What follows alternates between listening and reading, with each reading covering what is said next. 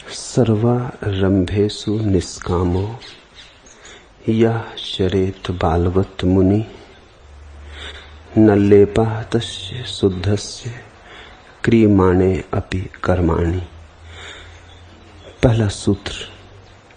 जो मुनि सब क्रियाओं में निष्काम है और बालवत व्यवहार करता है, उस शुद्ध के किए हुए कर्म में भी लेप नहीं होता है।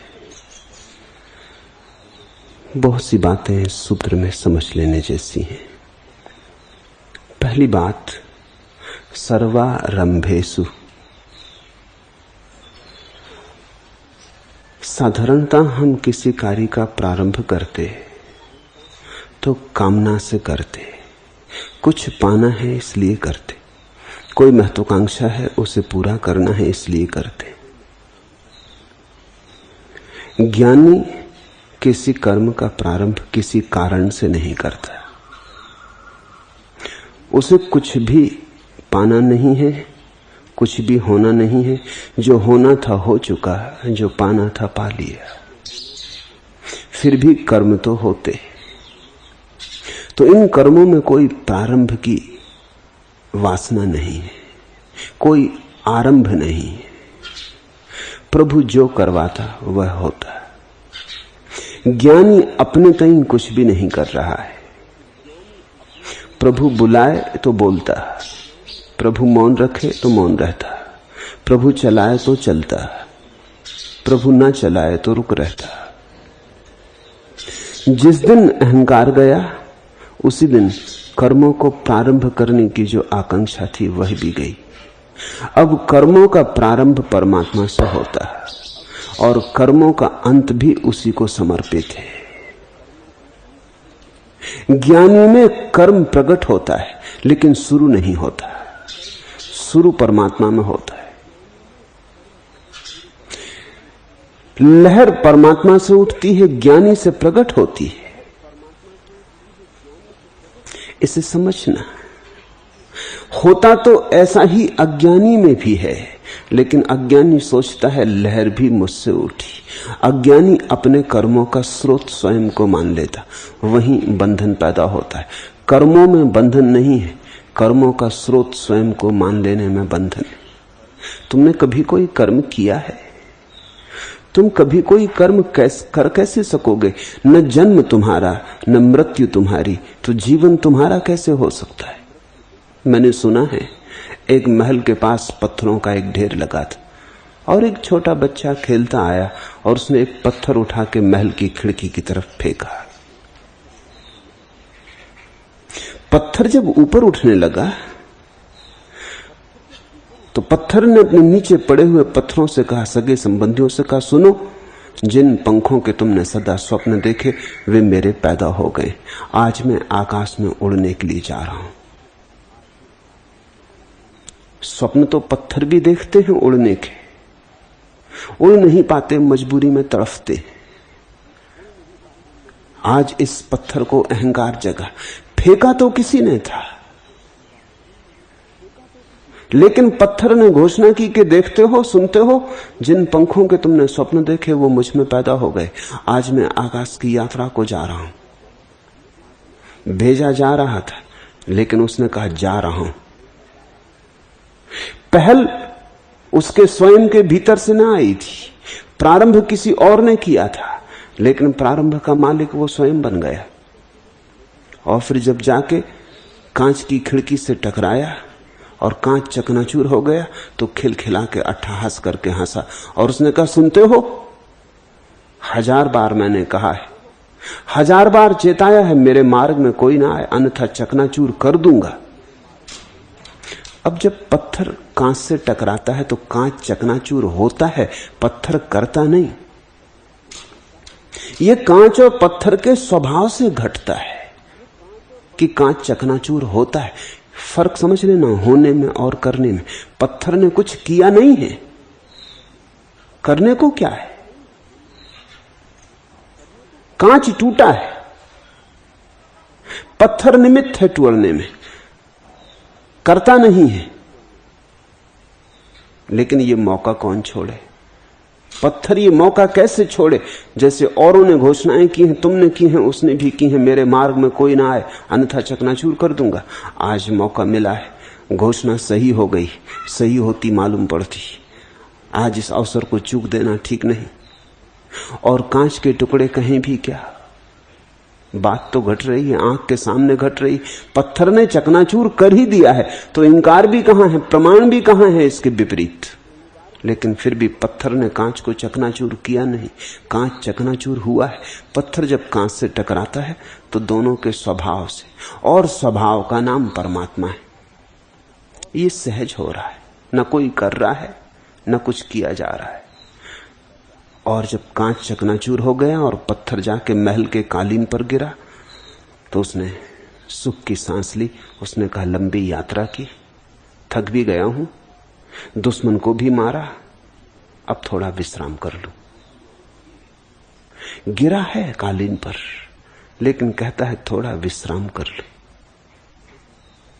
और फिर मन में सोचने लगा, मेरे स्वागत में तैयारी की गई, कालीन बिछाए गए, कोई मेरी प्रतीक्षा कर रहा है।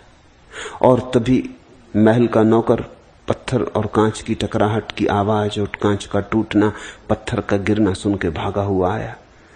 तो पत्थर ने मन ही कहा, मालिक आता है स्वागत के लिए। और जब नौकर ने पत्थर को अपने हाथ में उठाया तो पत्थर ने कहा, धन्यवाद।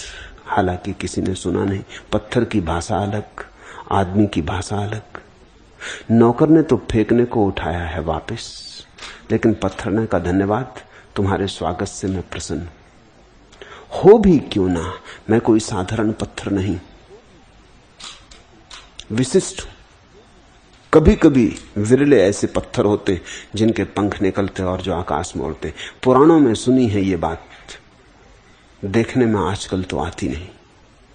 नौकर ने फेंक दिया पत्थर, वापस फेंका गया है, लेकिन पत्थर कहने लगा, घर की बहुत याद आती, यात्रा लंबी हुई, समय भी बहुत व्यतीत हुआ, घर वापस चलूं। और जब गिरने लगा पत्थरों की ढेरी में तो उसने कहा, देखो लौट आया।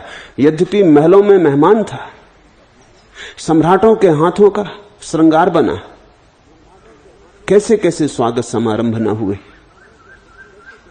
तुम तो समझ भी ना पाओगे। तुम तो कभी इस ढेरी से उठे नहीं, उड़े नहीं।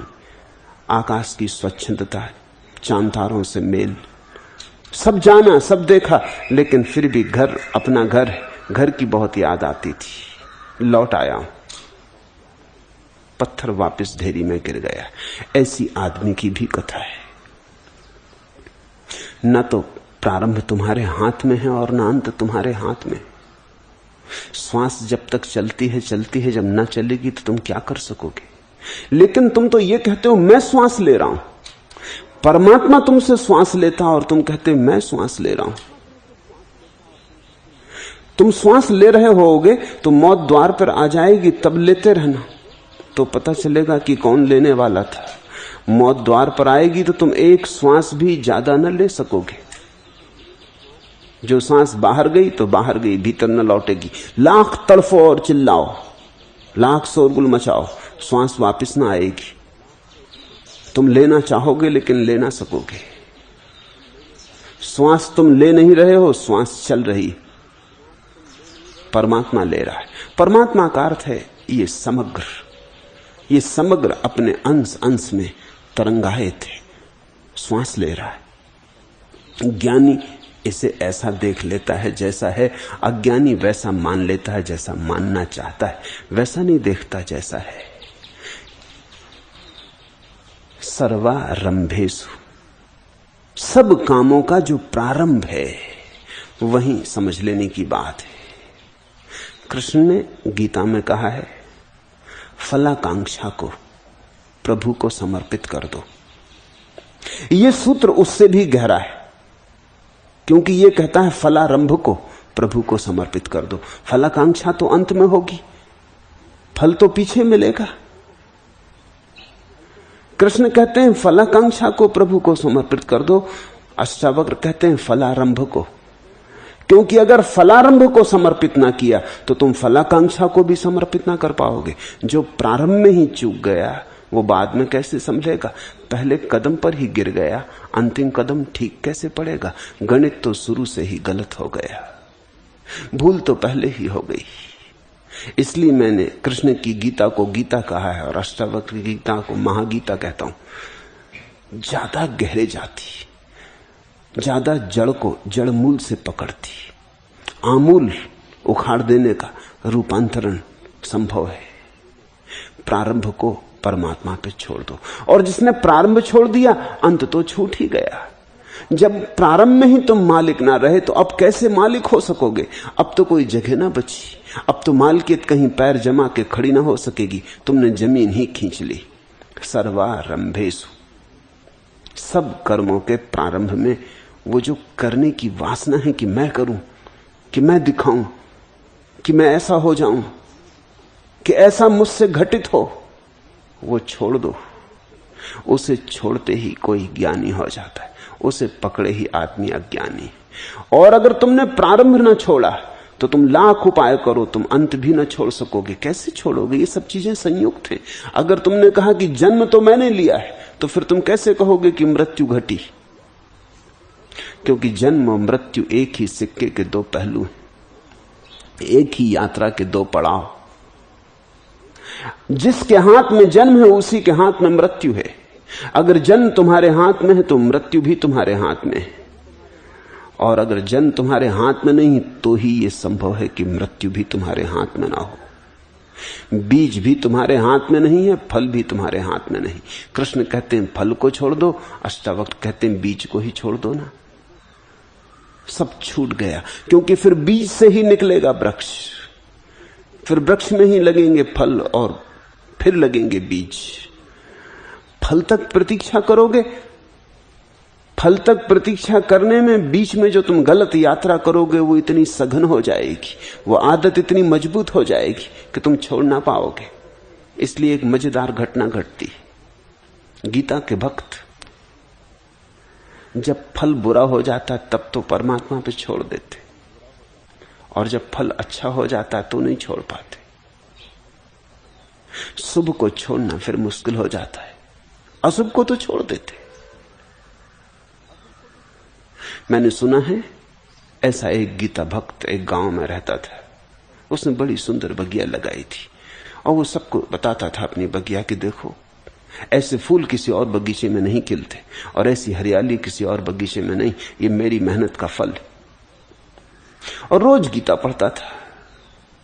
भगवान ने सोचा कि ये गीता रोज पढ़ता, फलकांक्षा त्यागो ऐसा चिंतन मनन करता, लेकिन बगिया मैंने लगाई है, इसके वृक्षों को हरा मैं कर रहा हूं लेकिन ये कहता कि मैंने लगाई है, इसके वृक्षों पर फूल मैं लगा रहा हूं लेकिन ये कहता मेरे फूल बड़े, इसके वृक्षों पर वर्षा मैं करता, सूरज मैं बरसाता, और ये कहता है कि मैंने ये सब इतना सुंदर, ये इतने सुंदर को जन्म दिया है।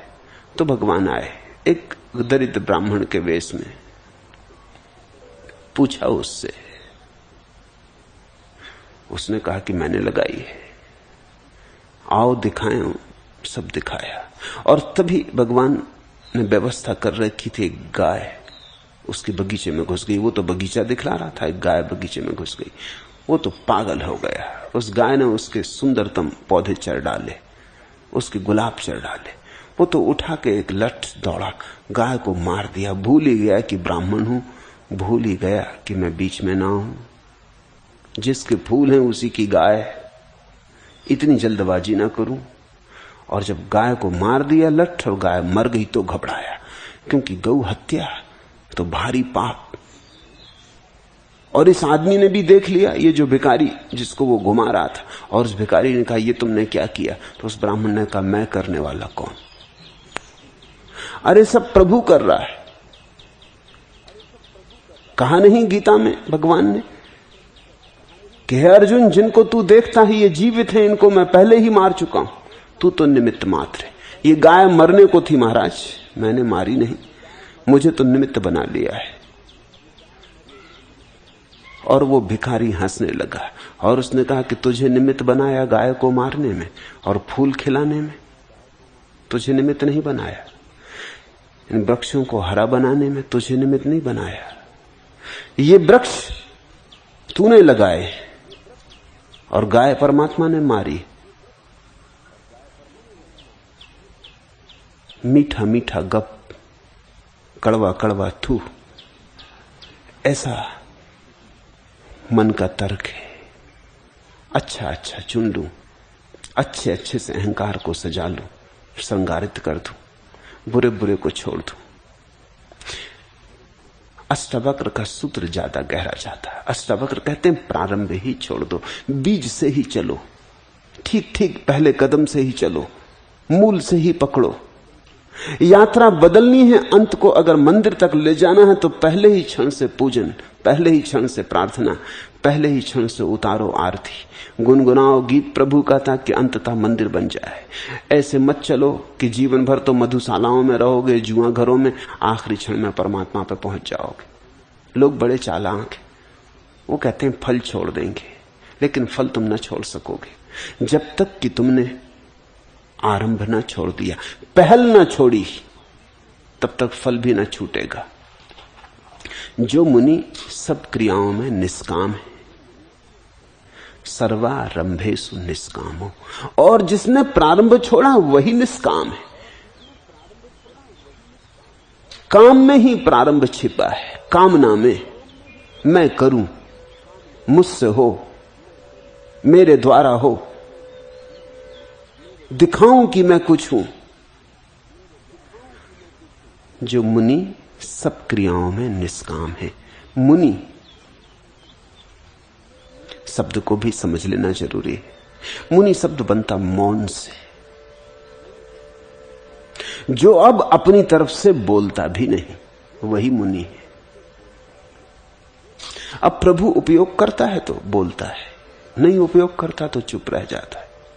कुलरिज अंग्रेजी का बड़ा कवि मरा तो उसके घर में हजारों अधूरी कविताएं पड़ी मिली, और उसके मित्र उससे बार बार कहते थे, ये कविताएं तुम पूरी क्यों नहीं कर देते हो?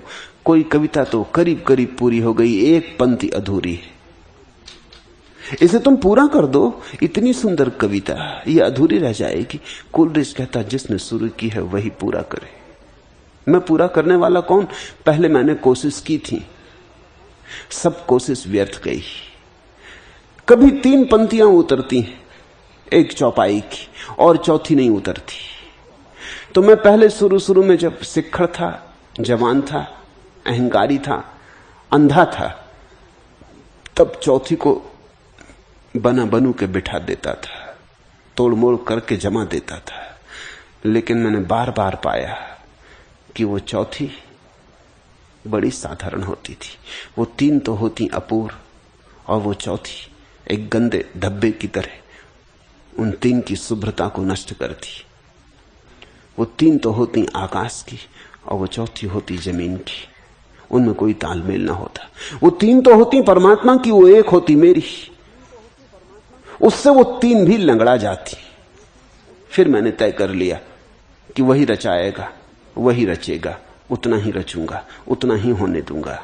अब तो मैं सिर्फ प्रतीक्षा करता, अब तो मैं उसके हाथ का एक उपकरण हूं। जब वो गुनगुनाता है तो लिख लेता हूं, जितनी गुनगुनाता है उतनी लिख लेता हूं। अगर 3 की उसकी मर्जी है तो 3 ही सही, इन्हें अशुद्ध ना करूंगा। कुलरिज ने केवल 7 कविताएं पूरी की अपने जीवन में, अनूठी हैं, और कोई 40,000 कविताएं अधूरी छोड़ के मरा। वो सब अनूठी हो सकती थी, लेकिन कुलरिज बड़ा ईमानदार कवि था। उसे ऋषि कहना चाहिए, कवि कहना ठीक नहीं। वो कोई तुकबंद नहीं था, ऋषि था, ठीक उपनिषद के ऋषियों जैसा ऋषि था, जो उतरा उतराने दिया। जितना उतर सका उतना ही उतरा, उससे ज्यादा नहीं उतरा, प्रभु मर्जी। मुनि का अर्थ होता है जो अपनी तरफ से बोलता भी नहीं, और तो बात और, जो अपनी तरफ से हां ना भी नहीं कहता। जब तुम किसी ज्ञानी से कुछ पूछते हो तो ज्ञानी परमात्मा से पूछता है। तुम्हें शायद ये दिखाई भी ना पड़े, क्योंकि ये अगोचर है, ये दृश्य तो नहीं। तुम ज्ञानी से पूछते हो, ज्ञानी परमात्मा के चरणों में तुम्हारे प्रश्न को निवेदन कर देता है, फिर जो उत्तर बहता है बहता है। ये उत्तर ज्ञानी से आता है, लेकिन ज्ञानी का नहीं। वाणी ज्ञानी से फूटती, लेकिन ज्ञानी की नहीं। मुनि का अर्थ होता है जो अपनी तरफ से तो शून्यवत हो गया, और जब कोई शून्यवत हो जाता है, परम मौन हो जाता है, तभी तो परमात्मा बोल पाता है। जब तक तुम्हारे भीतर शोरगुल है, जब तक तुम्हारी ही तरंगें तुम्हें भरे हुए हैं, तब तक उसकी छोटी छोटी धीमी धीमी फुसफुसाहट सुनाई ना पड़ेगी। जब तक तुम पागल हो अपने ही विचारों से, तब तक उसके मधुर स्वर तुमसे बह ना सकेंगे, तुम उनके लिए मार्ग ना बन सकोगे। सर्वारंभेषु निष्कामो यह चरेत बालवत मुनि। और बालवत इस शब्द को भी ख्याल में ले लेना। जो मुनि सब क्रियाओं में निष्काम है और बालवत व्यवहार करता है। बालक के क्या लक्षण? एक कि बालक अज्ञानी, ज्ञानी भी अज्ञानी है। तुम बहुत चौंकोगे, क्योंकि ज्ञानी और अज्ञानी तो विरोधाभास मालूम पड़ेगा। लेकिन मैं तुम्हें कहता हूं, ज्ञानी अज्ञानी, ज्ञानी कुछ जानता नहीं, जितना परमात्मा जना देता है बस ठीक। ज्ञानी अपनी तरफ से नहीं जानता। ज्ञानी पंडित नहीं है, पंडित कभी ज्ञानी नहीं हो पाता। पापी भी पहुंच जाएं, पंडित कभी नहीं पहुंचते। पंडित तो भटकते रह जाते। पंडित में तो एक दंभ होता है कि मैं जानता हूं। ज्ञानी को इतना ही बोध होता है कि मैं क्या जानता हूं, मैं हूं ही नहीं, जानूंगा कैसे? जानना कहां संभव है? ज्ञानी बालवत है, उसने अपने अज्ञान को स्वीकार कर लिया है कि तुम जनाओगे उतना ही जान लूंगा, तुम जितना दिखाओगे उतना ही देख लूंगा। मेरे पास न तो अपनी आंख है, न अपने कान है, न मेरे पास अपनी प्रतिभा है, मेरे पास अपना कुछ भी नहीं। तुम ही मेरे धन हो। मैं तो हूं ही नहीं, मैं तो सिफर, मैं तो एक शून्य। तुम जितने इस शून्य से प्रकट हो जाओगे उतना ही मैं प्रकट होने लगूंगा, लेकिन तुम ही प्रकट हो रहे हो। सुकरात ने कहा है कि जिस दिन मैंने जाना कि मैं कुछ भी नहीं जानता, उसी दिन ज्ञान की पहली किरण उतरी। उपनिषद कहते हैं जो कहे जानता हूं, जान लेना नहीं जानता। लाओजू ने कहा है जानने का दंभ केवल उन्हीं में होता है जिन्हें अभी कुछ भी पता नहीं चला। जानने वालों में जानने का ख्याल ही तिरोहित हो जाता है।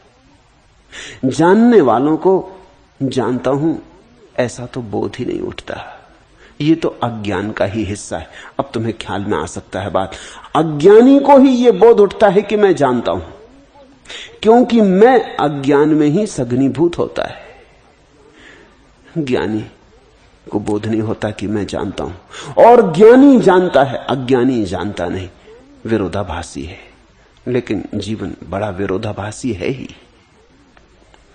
यहां जिनको अकड़ है जानने की, उनके पास कुछ भी नहीं, और जिन्हें न जानने का भाव है उनके पास सब कुछ है।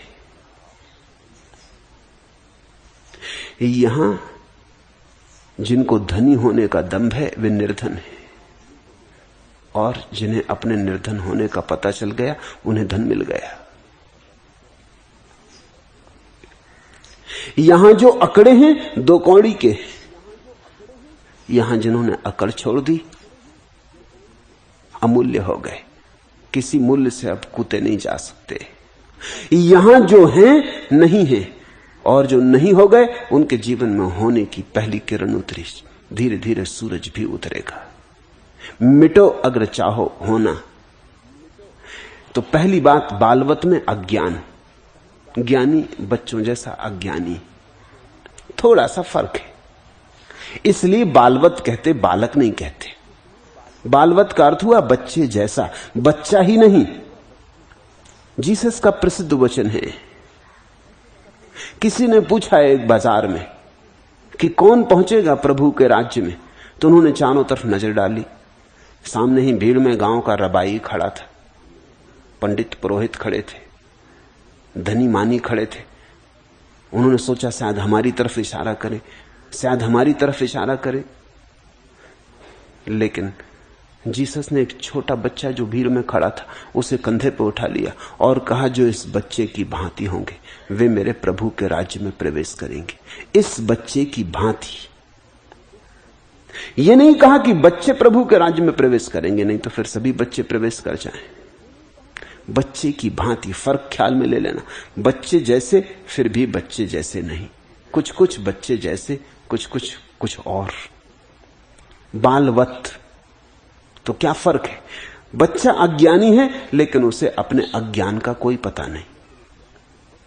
ज्ञानी भी अज्ञानी है लेकिन ज्ञानी को अपने अज्ञान का पता है। यही भेद है। उसी पता में सब पता चल गया। बच्चा अज्ञानी है, सिर्फ अज्ञानी है, अबोध भी है। अज्ञान धन अबोध बच्चा, अज्ञान धन बोध ज्ञानी। फर्क जो है बोध और अबोध का है। बच्चा सोया हुआ है, ज्ञानी जागा हुआ है। बच्चे को भी कुछ पता नहीं है, ज्ञानी को भी कुछ पता नहीं है। लेकिन बच्चे को यह भी पता नहीं है कि मुझे कुछ पता नहीं है। इसलिए बच्चा जल्दी ही चक्कर में पड़ेगा। जैसे जैसे उसे पता चलने लगेगा वो सोचने लगेगा, अब मैं जानने लगा, अब मैं जानने लगा, अब इतना जान लिया, अब देखो कॉलेज से लौट आया, अब यूनिवर्सिटी से लौट आया। ऐसे ही उद्दालक का बेटा एक दिन लौटा गुरुकुल से, सब शास्त्र जानकर लौटा, सब वेद कंठस्थ करके लौटा। और बाप ने जब उसे आया हुआ देखा तो बाप बड़ा दुखी हुआ। बाप की आंखों में आंसू आ गए, क्योंकि ये तो अकड़ के चला आ रहा है। ज्ञानी तो अकड़ के कैसे आएगा? ज्ञानी तो विनम्र हो जाता है। और ये बेटा तो अकड़ा चला आ रहा है। अकड़ के आने का कारण था, वो सारे गुरुकुल में प्रथम आया था, उसने बड़े पुरस्कार जीते थे, वो सब शास्त्रों में पारंगत होकर आ रहा था। वो सोचता था बाप मेरी पीठ थपथपाएंगे, लेकिन बाप उदास बैठ गए। जब वो आके सामने खड़ा हुआ तो उसकी अकड़ ऐसी थी कि अपने बाप के पैर भी न छू सका। अब क्या छुए? उसको तो ऐसा लगा हो ये बाप तो अज्ञानी, मैं तो ज्ञानी होकर लौटा। अक्सर ऐसा होता है जब कॉलेज यूनिवर्सिटी से लड़के लौटते हैं तो सोचते हैं ये बाप भी कुछ नहीं जानता, बेपढ़ा लिखा, पैर भी नहीं छुए। श्वेत केतु ने खड़ा हो गया। उद्दालक ने कहा, बेटे तूने वो जाना जिसको जानने से सब जान लिया जाता है। उसने कहा, ये कौन सी बात कही? ये तो कोई पाठ्यक्रम में था ही नहीं। वह जिसे जानने से सब जान लिया जाता है, इसकी तो गुरु ने कभी बात नहीं की। वेद जाने, इतिहास जाना, पुराण जाना, व्याकरण, भाषा, गणित, भूगोल, जो था सब जान के आ रहा हूं। ये तो बात ही कभी नहीं उठी इतने वर्षों में। उस एक को जाना जिससे जानने से सब जान लिया जाता है। तो उद्दालक ने कहा, फिर तू वापस जा बेटे, क्योंकि हमारे घर में नाम के ही ब्राह्मण नहीं होते रहे। हमारे घर में सच के ब्राह्मण होते रहे, नाम मात्र के नहीं। ब्रह्म को जान के हमने ब्राह्मण होने का रस लिया है। ब्राह्मण घर में पैदा होके हम ब्राह्मण नहीं रहे, हमने ब्रह्म को चखा है। तू जा, तू उस एक की खोज कर। तो एक तो ज्ञान है जो बाहर से मिल जाता है, तुम उसे इकट्ठा कर लेते हो। जो बाहर से मिलता है बाहर ही रहेगा, जो बाहर का है बाहर का है, वो कभी भीतर का ना बनेगा। वो कभी तुम्हारे अंतस चैतन्य को जगाएगा नहीं, वो तुम्हारी अंतर ग्रह की ज्योति ना बनेगा। उधार है उधार ही रहेगा, बासा है बासा ही रहेगा। इकट्ठा कर लिया है उच्छिष्ट, लेकिन तुमने स्वयं नहीं जाना है। ये जो स्वयं को जानना है, एक को जानना है, वो जो एक भीतर छिपा है उसको जानना है। उसके जानने से ही सब जान लिया जाता है। लेकिन हर बच्चा जाएगा स्कूल, कॉलेज, यूनिवर्सिटी, खूब ज्ञान इकट्ठा करेगा, उपाधियां इकट्ठी करेगा, और सब उपाधियां अंततः उपाधि ही सिद्ध होती हैं, व्याधि ही सिद्ध होती हैं, लेकिन इकट्ठी करेगा। ये तो भटकेगा अभी। ज्ञानी का बालवत होना किसी और अर्थ में, वो सब जान के अब इस नतीजे पर पहुंचा है कि इस जानने से कुछ भी नहीं जाना जाता। जान के सब उसने ज्ञान को कूड़े करकट की तरह कचरे घर में फेंक दिया। अब वो फिर अबोध हो गया, फिर बालवत हो गया, घूम आया सब संसार में, पाया कुछ भी नहीं, हाथ खाली के खाली रहे। ये जान के अब उसने जानने में ही रस छोड़ दिया है। अब तो वो कहता है जानने से क्या होगा, अब तो हम उसी को जान लें जो सबको जानता है। अब तो हम ज्ञाता को जान लें, ज्ञान से क्या होगा। दृश्य में तो बहुत भटके, अब हम दृष्टा को जान लें। ये जो भीतर छिपा सबका जानने वाला है, इसको ही पहचान लें। बालवत एक बात। दूसरी बात, बच्चे में एक खूबी है कि जो भी घटता वो क्षण के पार नहीं जाता। तुमने बच्चे को डांट दिया, वो नाराज हो गया, आंखें उसकी लाल हो गई, पैर पटकने लगा, क्रोध से भर गया, तुमसे कहा सदा के लिए तुमसे दुश्मनी हो गई, अब कभी तुम्हारा चेहरा ना देखेंगे। और घड़ी भर बाद बाहर घूम के आया, सब भूल भाल गया, तुम्हारी गोद में बैठ गया। उसमें जो भी होता है वो क्षण के लिए, रुकता नहीं, बह जाता है, पकड़ के नहीं रह जाता। गांठ नहीं बनती बच्चे में, तुम में गांठ बंध जाती। किसी ने अपमान कर दिया, गांठ बंध गई। अब यह हो सकता है कि 20 साल पहले अपमान किया था, गांठ अभी भी बंधी। 50 साल पहले किसी ने गाली दी थी, गांठ अभी भी बंधी। गाली देने वाला जा चुका, गांठ रह गई, और ऐसी गांठ पे गांठ बनती जाती, और तुम बड़े गठीले हो जाते हो, बड़े जटिल हो जाते हो। बच्चा सरल है, उस पर गांठ नहीं बनती। बच्चा पानी की तरह है, ऐसा समझो। तुम पानी पे एक लकीर खींचो, तुम खींच भी नहीं पाते, मिट गई। रेत पे लकीर खींचो, थोड़ी देर टिकती है, हवा का झोंका आएगा तब मिटेगी, या कोई इस पे चलेगा तब मिटेगी।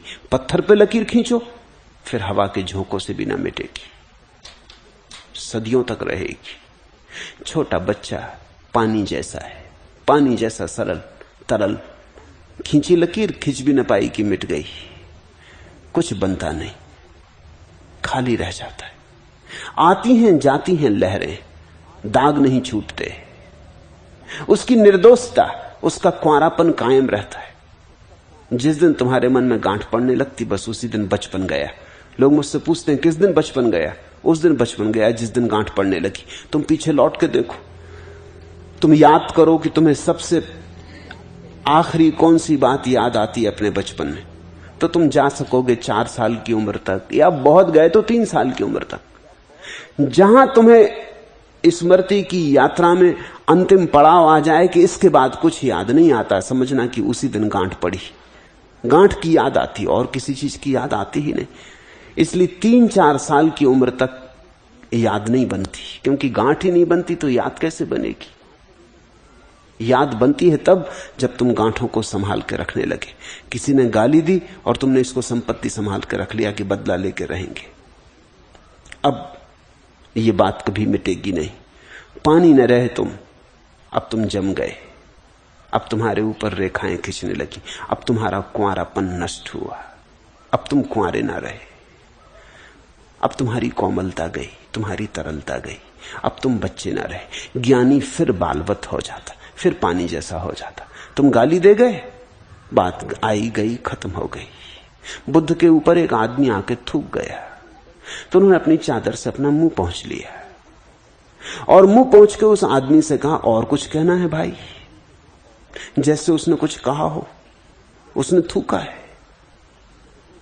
आनंद तो बड़ा नाराज हो गया। आनंद है बुद्ध का शिष्य।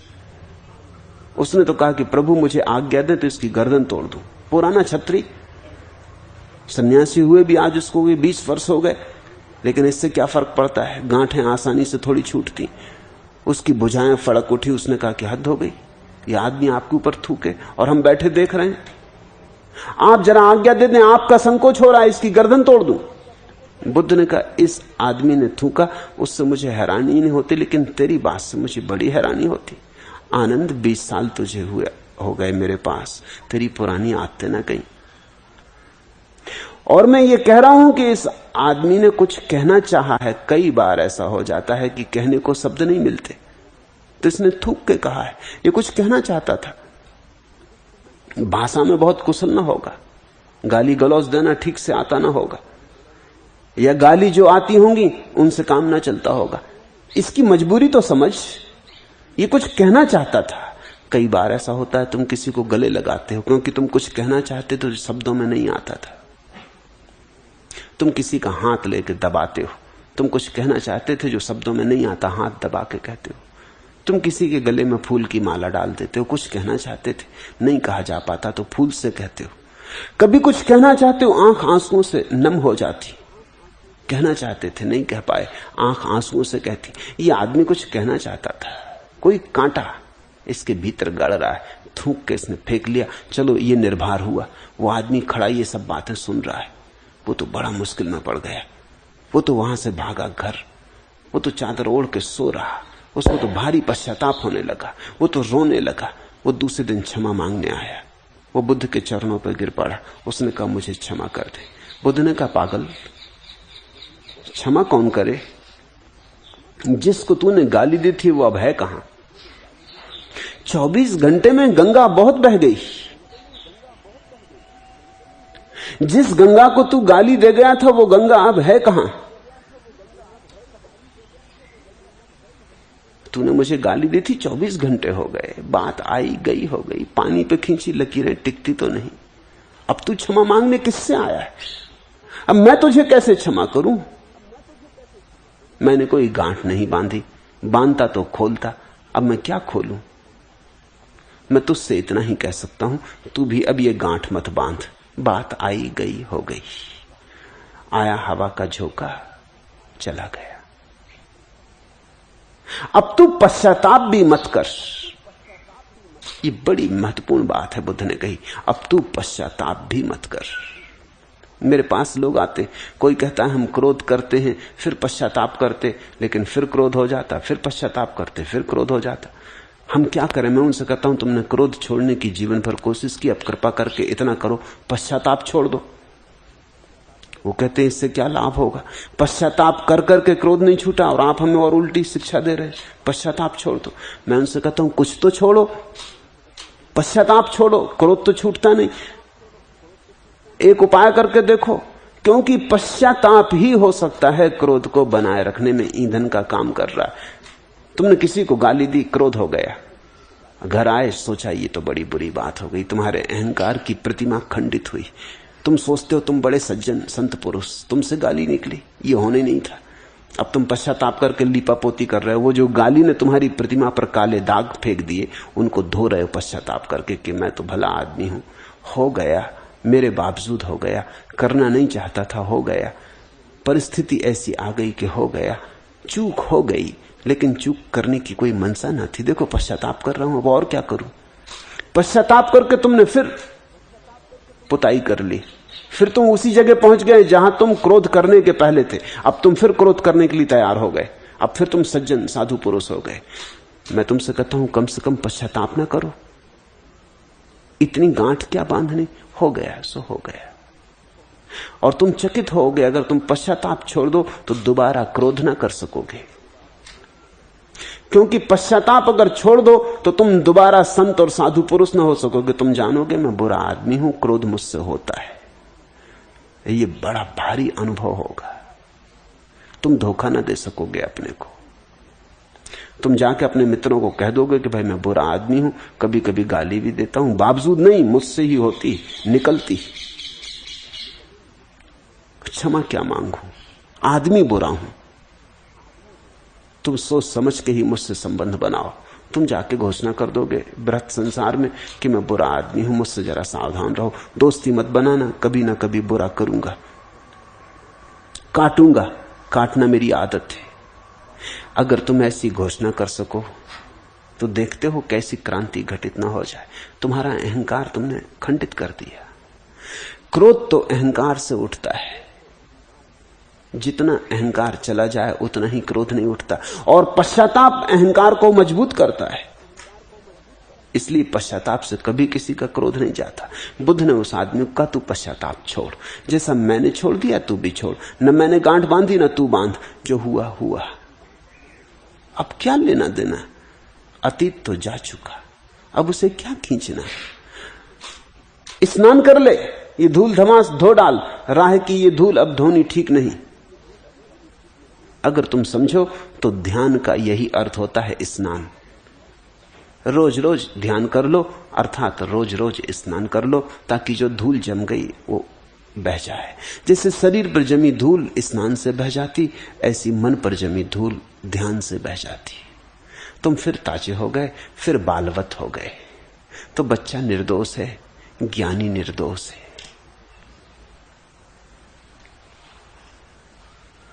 जो मुनि सब क्रियाओं में निष्काम और बालवत व्यवहार करता है, उस शुद्ध चित्त के किए हुए कर्म भी उसे लिप्त नहीं करते। फिर कर्म भी करता है, लेकिन करता तो रहा नहीं, इसलिए किसी कर्म से कोई लेप नहीं लगता, किसी कर्म के कारण लिप्त नहीं होता। ये बात बड़ी महत्वपूर्ण है। तुमने शब्द सुना है कर्म बंध, लेकिन अगर ठीक से समझो तो वो शब्द ठीक नहीं है, क्योंकि कर्म से कोई बंध नहीं होता, बंध होता कामना से, कर्म से बंध नहीं होता। अन्यथा कृष्ण अर्जुन से न कहते कि तू उतर युद्ध में, कर कर्म, नहीं कहते। अगर कर्म से बंध होता, नहीं काम से बंध होता, तो कहा फलाकांक्षा छोड़ दे फिर उतर। तूने फलाकांक्षा छोड़ दी तो तू उतरा ही नहीं, परमात्मा ही उतरा। और वही अष्टावक्र कहते, और भी गहराई से कहते, सर्वारंभेषु निष्कामो, हर काम के प्रारंभ में कामना ना हो, इतना ध्यान रहे। कर्म चलने दो, कर्म तो जीवन का स्वभाव है, कर्म तो रुकेगा नहीं, कर्म की यात्रा होती रहे, लेकिन तुम भीतर से शून्य हो जाओ। तुम मत करो, होने दो।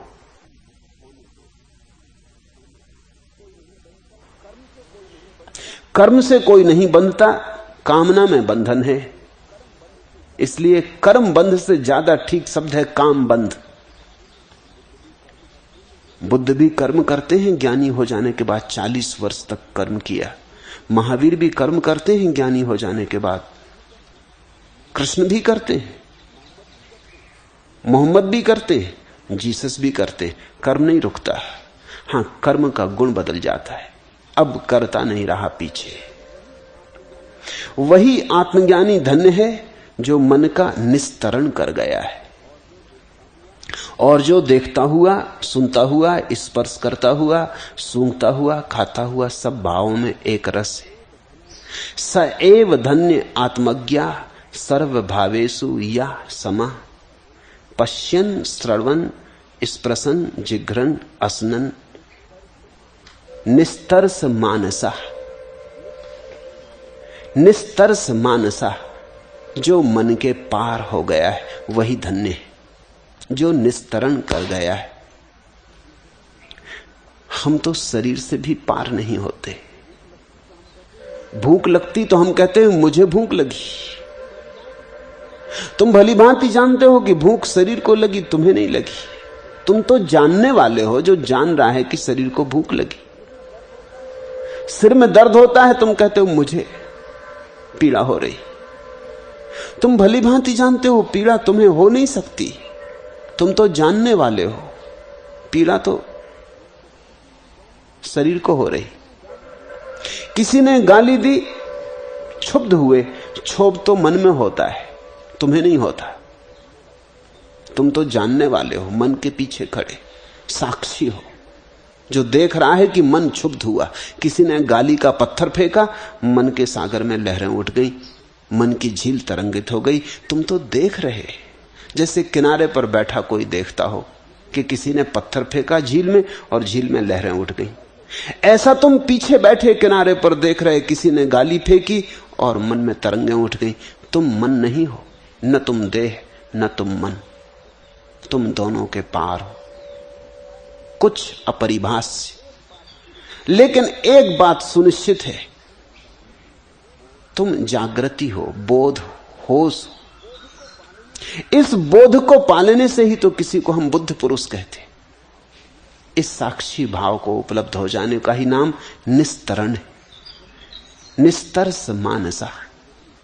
वही आत्मज्ञानी धन है जो मन का निस्तरण कर गया, जो मन से तैर के आगे निकल गया या मन के पीछे निकल गया, मन से पार हो गया है। मन की धार में जो नहीं खड़ा है वही ज्ञानी धन्य है। ऐसा ज्ञानी देखता हुआ, सुनता हुआ, स्पर्श करता हुआ, सूंघता हुआ, खाता हुआ, सब भावों में एक रस है। सुख आए दुख आए, जो मन के पार हो गया है उसे ना दुख आता ना सुख आता, दोनों मन में घटते। न सुख से सुखी होता ना दुख से दुखी होता। कोई फूल फेंके कि गालियां बरसाए, असफलता मिले कि विफलता, कांटे चुभे कि फूलों की सेज कोई बिछाए। ज्ञानी दोनों अवस्थाओं में समरस।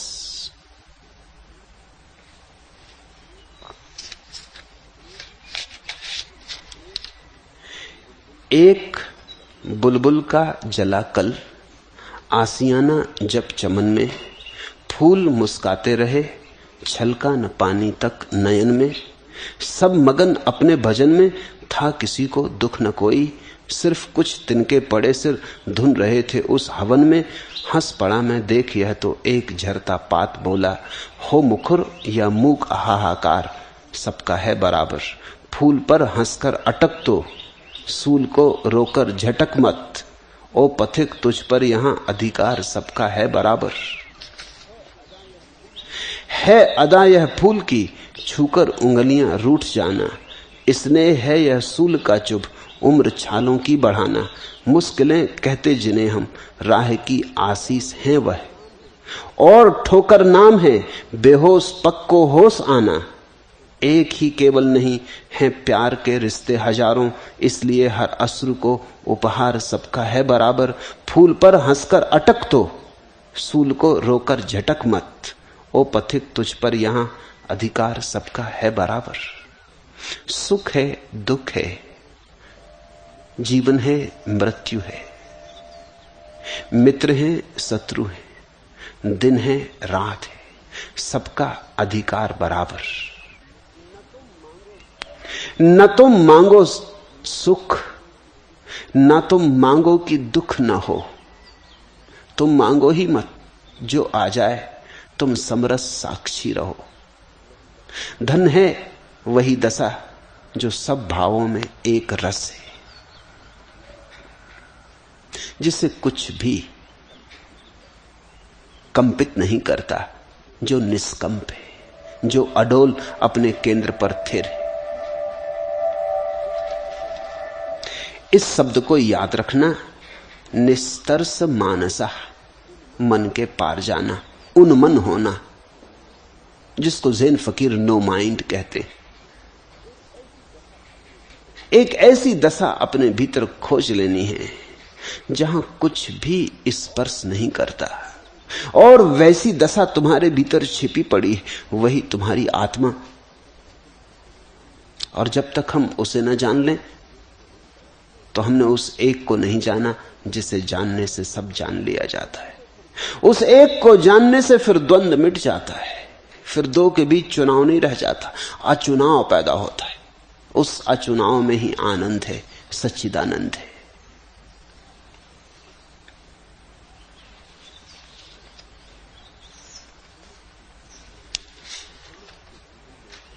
जनक के जीवन में एक उल्लेख है।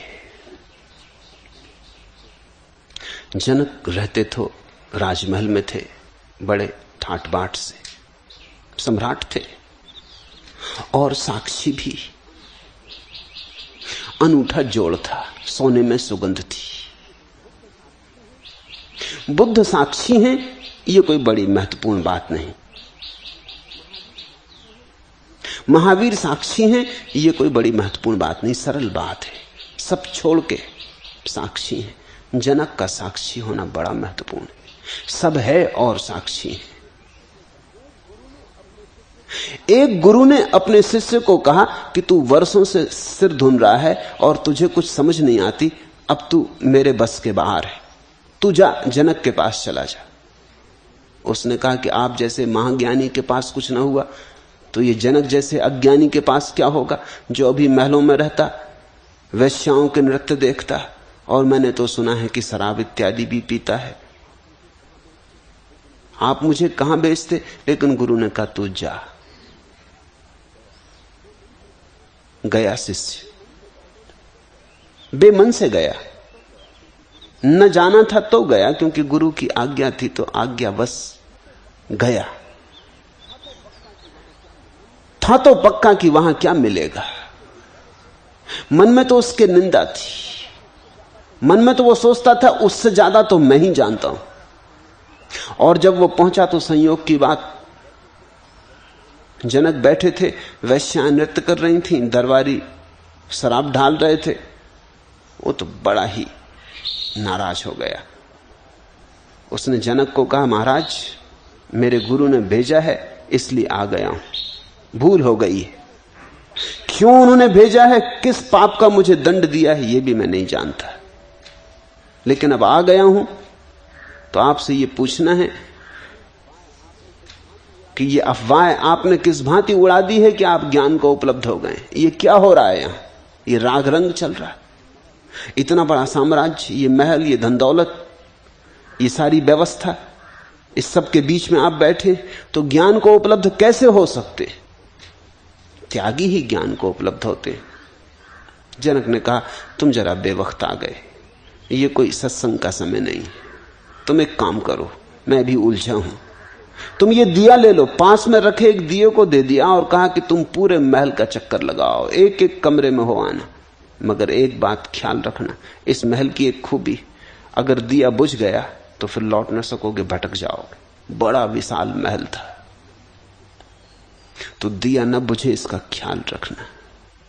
सब महल को देखाओ, तुम जब तक लौटोगे तब तक मैं फुर्सत में हो जाऊंगा, फिर सत्संग के लिए बैठेंगे। वो गया युवक, उस दियो को लेकर उसकी जान बड़ी मुसीबत में फंसी।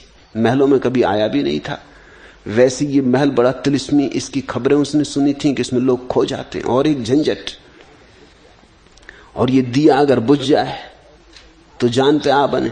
ऐसे संसार में भटके हैं और संसार के भीतर एक और एक झंझट खड़ी हो गई। अभी संसार से नहीं छूटे थे और एक और मुसीबत आ गई। लेकिन अब जनक ने कहा है और गुरु ने भेजा है, तो वो दिए को लेके गया, बड़ा डरता डरता। महल बड़ा सुंदर था, अति सुंदर था। महल में सुंदर चित्र थे, सुंदर मूर्तियां थीं, सुंदर कालीन थे, लेकिन उसे कुछ दिखाई नहीं पड़ता। वो तो एक ही चीज देख रहा है कि दिया न बुझ जाए। वो दिए को संभाले हुए है और सारा महल का चक्कर लगा के जब आया तब निश्चिंत हुआ। दिया रख के उसने कहा कि महाराज बचे, जान बची तो लाखों पाए, बुद्धू लौट के घर को आए। ये तो एक जान पे ऐसी मुसीबत हो गई, हम फकीर आदमी, और ये महल जरूर उपद्रव है, मगर दिए ने बचाया। सम्राट ने कहा छोड़ो दिए की बात, तुम ये बताओ कैसा लगा। उसने कहा किसको फुर्सत थी देखने की, जान पे फंसी थी, जान पे आ गई थी। दिया देखें कि महल देखें, कुछ देखा नहीं। सम्राट ने कहा ऐसा करो, अब आ गए हो तो रात रुक जाओ, सुबह सत्संग कर लेंगे। तुम भी थके हो और ये महल का चक्कर भी थका दिया है और मैं भी थक गया हूं। बड़े सुंदर भवन में बड़े बहुमूल्य सैया पर उसे सुलाया और जाते वक्त सम्राट कह गया कि ऊपर जरा ख्याल रखना। ऊपर एक तलवार लटकी और पतले धागे में बंधी, शायद कच्चे धागे में बंधी हो, कि जरा इसका ख्याल रखना कि कहीं गिर न जाए। और इस तलवार की ये खूबी कि तुम्हारी नींद लगी कि ये गिरी। उसने कहा क्यों फंसा रहे हो मुझको झंझट में, दिन भर का थका मांदा जंगल से चल के आया, ये महल का उपद्रव और अब ये तलवार। सम्राट ने कहा ये हमारी यहां की व्यवस्था है, मेहमान आता है तो उसका सब तरह का स्वागत करना। रात भर वो पड़ा रहा, तलवार देखता रहा। एक क्षण को पलक झपकने तक में घबराए कि कहीं तलवार भ्रांति से भी समझ ले कि सो गया और टपक पड़े तो जान गई।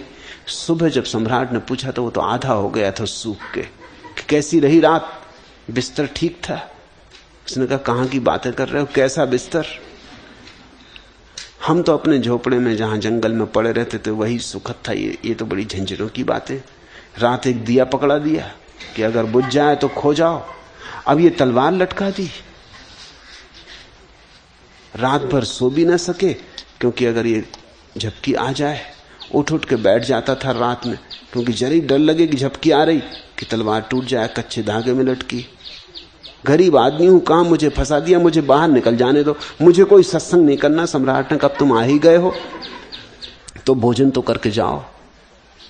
सत्संग भोजन के बाद होगा, लेकिन एक बात तुम्हें और बता दूं,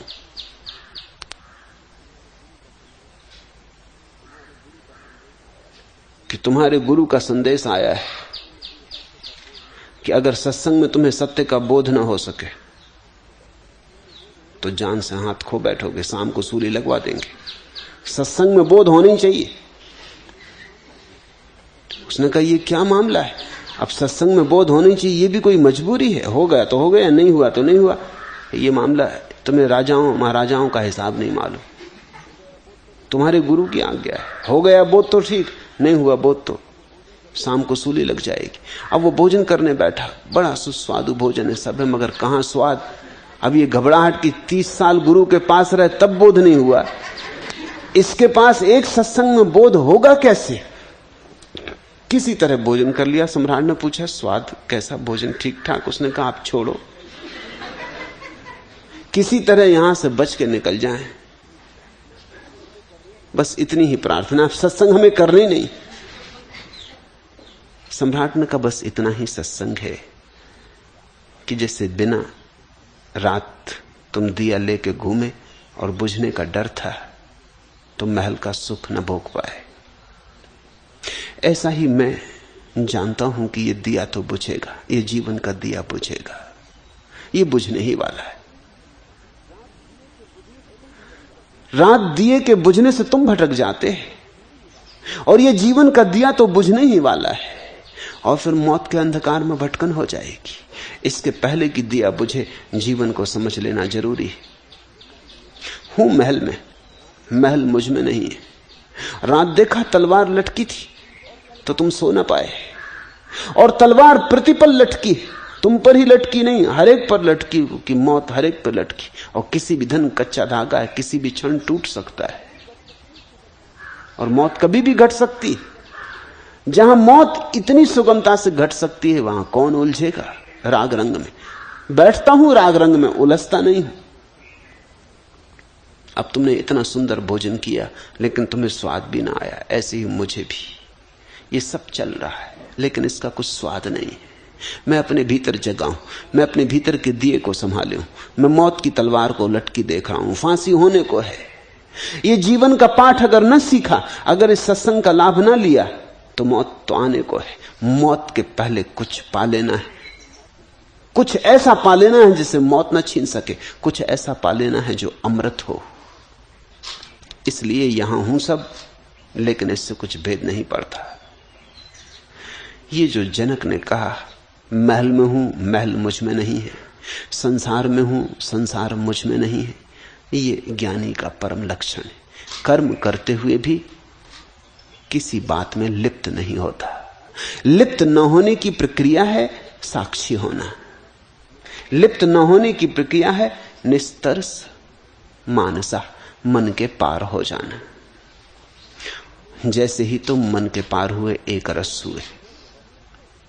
मन में अनेक रस है, मन के पार एक रस, क्योंकि मन अनेक है इसलिए अनेक रस है। तुम्हारे भीतर एक मन थोड़ी जैसा तुम सोचते हो। महावीर ने कहा मनुष्य बहुचित्तवान है, एक चित्त नहीं है मनुष्य के भीतर, बहुत चित्त है, क्षण क्षण बदल रहे चित्त, सुबह कुछ, दोपहर कुछ, सांझ कुछ, चित्त तो बदलता ही रहता है। इतने चित्त हैं। आधुनिक मनोविज्ञान कहता है मनुष्य पॉलीसाइकिक है। वो ठीक महावीर का शब्द है, पॉलीसाइकिक का अर्थ होता बहुचित्तवान। बहुत चित्त थे। गुरजीएफ कहता था, तुम भीड़ हो, एक नहीं। सुबह बड़े प्रसन्न थे, तब तुम्हारे पास एक चित्त था, फिर जरा सी बात में खिन्न हो गए और तुम्हारे पास दूसरा चित्त हो गया। फिर कोई पत्र आ गया मित्र का, बड़े खुश हो गए, तीसरा चित्त हो गया। पत्र खोला, मित्र ने कुछ ऐसी बात लिख दी, फिर खिन्न हो गए, फिर दूसरा चित्त हो गया। चित्त 24 घंटे बदल रहा है, तो चित्त के साथ एक रस तो कैसे उपलब्ध होगा? एक रस तो उसी के साथ हो सकता है जो एक है, और एक तुम्हारे भीतर साक्षी है। उस एक को जान के ही जीवन में एक रसता पैदा होती, और एक रस आनंद का दूसरा नाम है। सर्वदा आकाशवत निर्विकल्प ज्ञानी को कहां संसार है, कहां आभास है, कहां साध्य है, कहां साधन है। क्वा संसारा, क्वा चाभासा, क्वा साध्यम, क्वा चा साधनम, आकाशस्य एव धीरस्य निर्विकल्पस्य सर्वदा। वो जो अपने भीतर आकाश की तरह साक्षी भाव में निर्विकल्प होकर बैठ गया है, उसके लिए फिर कोई संसार नहीं। संसार है मन और चेतना का जोड़, संसार है साक्षी का मन के साथ तादात्म्य। जिसका मन के साथ तादात्म्य टूट गया, उसके लिए फिर कोई संसार नहीं। संसार है भ्रांति, मन के महलों में भटक जाना। वो दिया बुझ गया साक्षी का, तो फिर मन के महल में तुम भटक जाओगे। दिया जलता रहे तो मन के महल में ना भटक पाओगे। इतनी सी बात है, बस इतनी सी ही बात है सार की समस्त शास्त्रों में। फिर कहां साध्य है, कहां साधन है? जिसको साक्षी मिल गया, उसके लिए फिर कोई साध्य नहीं, कोई साधन नहीं। न उसे कुछ विधि साधनी है, न कोई योग जप तप, न उसे कहीं जाना है, कोई मोक्ष, कोई स्वर्ग, कोई परमात्मा, नहीं उसे कहीं जाना, नहीं उसे कुछ करना। पहुंच गया, साक्षी में पहुंच गए तो मुक्त हो गए, साक्षी में पहुंच गए तो पा लिया फलों का फल। भीतर ही जाना है, अपने में ही आना है।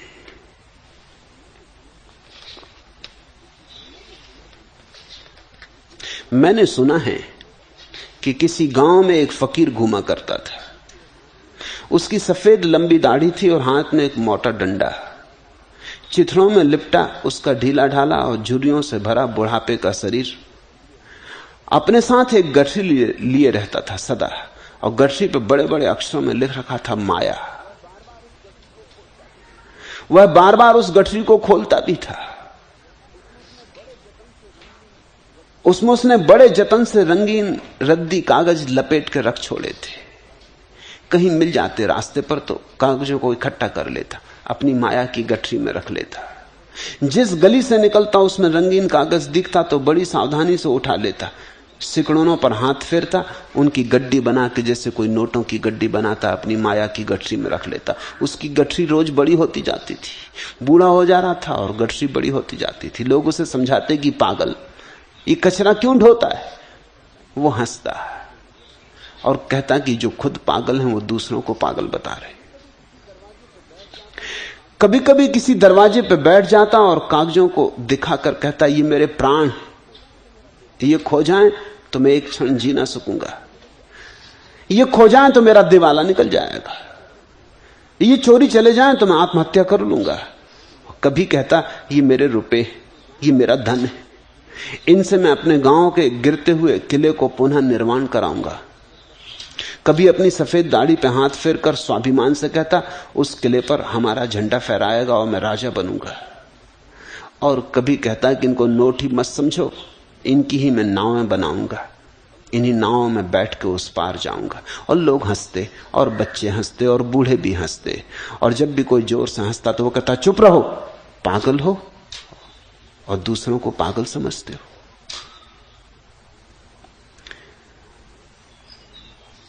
तभी गांव में एक ज्ञानी का आगमन हुआ और उस ज्ञानी ने गांव के लोगों से कहा, इसको पागल मत समझो और इसकी हंसी मत उड़ाओ, इसकी पूजा करो, ना समझो, क्योंकि ये जो गठरी धो रहा है तुम्हारे लिए धो रहा है। ऐसे ही कागज की गठरियां तुम ढो रहे हो। ये तुम्हारी मूर्खता को प्रकट करने के लिए इतना श्रम उठा रहा है। इसकी गठरी पे उसने रख छोड़ा है, माया लिखा है, कागज कूड़ा कचरा भरा है। तुम क्या लिए घूम रहे हो? तुम भी सोचते हो कि महल बनाएंगे, उस पर झंडा फहराएंगे, नाव बनाएंगे, उस पार जाएंगे, सिकंदर बनेंगे कि नेपोलियन, सारे संसार को जीत लेंगे, बड़े किले बनाएंगे कि मौत भी प्रवेश न कर सकेगी। और जब ये फकीर समझाने लगा लोगों को, तो वो बूढ़ा भिकमंगा हंसने लगा। उसने कहा कि मत समझाओ, ये खाक समझेंगे, ये कुछ भी ना समझेंगे। मैं वर्षों से समझाने की कोशिश कर रहा हूं, ये सुनते नहीं।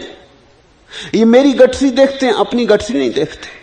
ये मेरे कागज, रंगीन कागजों को रंगीन कागज समझते हो। जिन नोटों को उन्होंने तिजोरियों में भर रखा है उन्हें असली धन समझते। मुझे कहते हैं पागल, खुद पागल। ये पृथ्वी बड़ा पागल खाना है, इसमें से जागो। इसमें से न जागे तो बार बार मौत आएगी और बार बार तुम वापस इसी पागल खाने में फेंक दिए जाओगे, फिर जन्म। इसलिए तो पूरब के मनीषी एक ही चिंतना करते रहे सदियों से, आवागमन से कैसे छुटकारा हो, कैसे मिटे जन्म, कैसे मिटे मौत। मिटने का एक ही उपाय है, तुम्हारे भीतर कुछ ऐसा है जिसका न कभी जन्म हुआ और न कभी मृत्यु होती। तुम्हारे भीतर अजन्मा और अमृत स्वरूप कुछ पड़ा है, वही तुम्हारा हीरा। उसे खोज लो, वही तुम्हारा धन। और बहुत दूर नहीं पड़ा है। जैसे शरीर के पीछे मन है और ठीक मन के पीछे साक्षी है, इंच भर की दूरी नहीं है। जरा भीतर सरको, जरा सा भीतर सरको और तुम उसे पालोगे जिसे पाने के लिए जन्मों से कोशिश कर रहे हो, लेकिन गलत स्थान पर खोज रहे हो, इसलिए उपलब्ध नहीं कर पाते हो। ये साक्षी आकाशवत है। जैसे आकाश की कोई सीमा नहीं, ऐसी साक्षी की कोई सीमा नहीं। और जैसे आकाश पर कभी बादल घिर जाते हैं तो आकाश खो जाता है, ऐसे ही साक्षी पर जब मन घिर जाता है, मन के बादल, विचार के बादल, तो साक्षी खो जाता है, लेकिन वस्तुतः खोता नहीं। जब वर्षा में घने बादल घिरे होते हैं तब भी आकाश खोता थोड़ी, सिर्फ दिखाई नहीं पड़ता है, ओझल हो जाता है, आंख से ओझल हो जाता है। फिर बादल आते चले जाते, आकाश फिर प्रकट हो जाता है। जिसको तुम विचार कहते हो वो तुम्हारे चैतन्य के आकाश पर घिरे बादल है। उनसे तुम जरा अपने को अलग कर लो, निस्तरण कर लो अपना, और तुम अचानक पाओगे उसे पा लिया जिसे कभी खोया ही न था। उसे पा लिया जो खोया ही नहीं जा सकता, और वही पाने योग्य है जो खोया नहीं जा सकता। जो खो जाएगा, जो खो सकता है, उसे पा कर भी क्या करोगे? वो खो ही जाएगा, वो फिर खो जाएगा। वही कर्म फल को त्यागने वाला पूर्णानंद स्वरूप ज्ञानी जय को प्राप्त होता है, जिसकी सहज समाधि अविच्छिन्न रूप में वर्तती। या जयति अर्थ सन्यासी पूर्ण स्वरस विग्रह अकृत्रिमो अनवच्छिन्ने समाधिर्यस्य वर्तते। समझो, सा जयति अर्थ सन्यासी, जिसने जीवन में से अर्थ की अपनी खोज छोड़ दी, जो कहता है अर्थ परमात्मा का, मेरा क्या, अंश का क्या कोई अर्थ हो सकता है? अर्थ तो पूर्ण का होता है। समझो, ये मेरा हाथ उठा तुम्हारे सामने, ये हाथ अगर मुझसे तोड़ लो तो भी हो सकता है इसी मुद्रा में हो, लेकिन तब इसमें कोई अर्थ ना होगा। मुर्दा हाथ की कोई मुद्रा होती। मैं अभी तुम्हें देख रहा हूं, मेरी आंख में झांको, मैं मर जाऊं, मेरे भीतर जो छिपा है वो विदा हो जाए, फिर भी ये आंख तुम्हारी तरफ इसी तरह देखती रहे, लेकिन इसमें फिर कुछ अर्थ ना होगा। देखने वाला ना रहा तो आंख में क्या अर्थ होगा? हाथ उठाने वाला ना रहा तो उठे हुए हाथ में क्या अर्थ होगा? अर्थ पूर्ण में होता, अंश में नहीं होता। और हम सब इस विराट अस्तित्व के पूर्ण परमात्मा के, परात्पर ब्रह्म के अंश हैं। हम में अर्थ नहीं हो सकता, अर्थ तो परमात्मा में है। जब तक तुम अपना अर्थ, निजी अर्थ खोज रहे हो, तब तक तुम पागल हो। अंग्रेजी का शब्द इडियट बहुत अच्छा है। वो जिस मूल धातु से आता है उसका अर्थ होता है जो अपना निजी अर्थ खोज रहा है, जो अपना व्यक्तिगत ईडियम खोज रहा है, वो इडियट। वही मूड है जो अपना निजी अर्थ खोज रहा है, जो सोच रहा है कि मेरी कोई नियति है, मुझे कुछ खोजना है, मुझे कुछ सिद्ध करके बताना है। वही समझदार है जिसने विराट के साथ अपनी नियति जोड़ दी। कोई लहर सागर की अपना लक्ष्य खोजने लगे तो पागल ही हो जाएगी ना। लक्ष्य सागर का होगा, लहर का कैसे हो सकता है? फिर सागर का भी कैसे होगा? महासागर का होगा। फिर महासागर का भी कैसे? अर्थ विराट का होता है। और यह वचन बड़ा अद्भुत है, या जयति अर्थ सन्यासी। जिसने अर्थ का त्याग कर दिया वही जीत गया। अर्थ के त्यागी को ही सन्यासी कहते। जिसने कहा मैं क्या खोजूं, मेरा क्या लेना देना, बहूंगा तेरी धार में, ले चलेगा जहां वहां चलूंगा, डुबा देगा तो डूबूंगा, उबारेगा तो उबरूंगा, अब तू समझ, अब तू जान, तेरी मर्जी हो जैसी। जब कहते कि पत्ते भी उसकी बिना मर्जी के नहीं हिलते तो मैं क्यों हिलूं?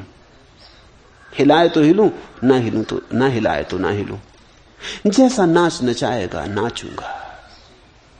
ऐसा जिसने समग्र रूपेण छोड़ दिया परमात्मा पर, उसका नाम ही सन्यासी, अर्थ सन्यासी। या सा जयति अर्थ सन्यासी पूर्ण स्वारस विग्रह। और जिसने इस तरह छोड़ दिया, उसके जीवन में उस विग्रह का पदार्पण होता, उस प्रसाद का पदार्पण होता है जहां स्वरस जन्मता है, जहां परम रस की धार बहती। तुम रोके खड़े हो, तुम बाधा हो, तुम झरने पर पड़े हुए पत्थर हो, हटो तो झरना बहे। तुम्हारे कारण झरना नहीं बह पा रहा है।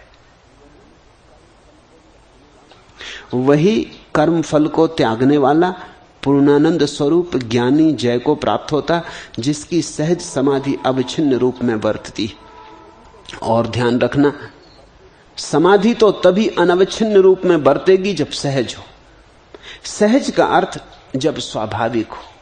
स्वाभाविक का अर्थ जब चेष्टा से निर्मित ना हो, आयोजना ना की जाए, रोपित ना की जाए।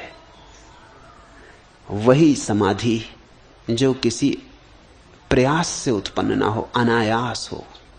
इस फर्क को समझना, यही पतंजलि और अष्टावक्र का भेद है।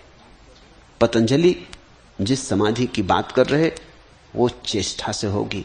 यम, नियम, प्राणायाम, प्रत्याहार, ध्यान, धारणा, तप समाधि।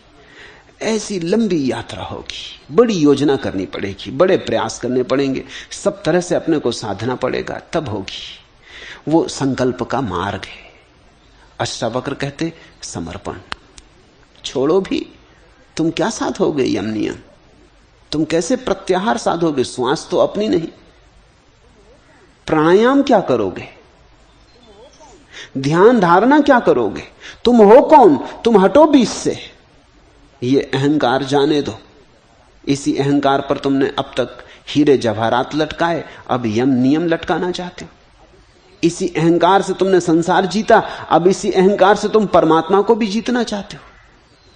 छोड़ो ये सब, तुम सिर्फ इतना ही करो, एक ही कदम में छलांग लो। तुम कहो अब जैसी तेरी मर्जी, अब जो विराट कराएगा होगा। ऐसे सरल भाव से जो समाधि पैदा होती, वही सहज समाधि। कबीर कहते साधो सहज समाधि भली।